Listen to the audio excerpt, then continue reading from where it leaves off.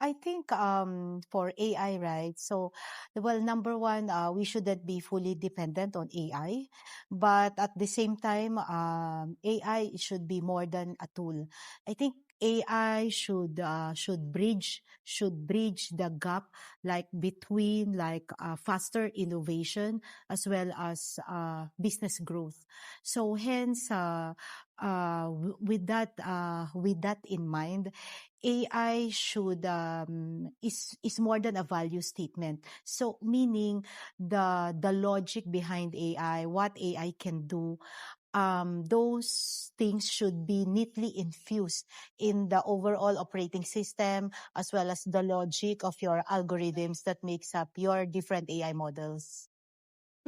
Okay. So, I think in general terms, regulations would normally be, uh, is slower than innovation. So regardless if this is AI or let's say any other emerging technology. So that is always the case. So I guess it is to the business to be one of their key imperatives to actually set forth their own, or they can always, like what I have mentioned earlier, they can always anchor to ASEAN level AI governance framework.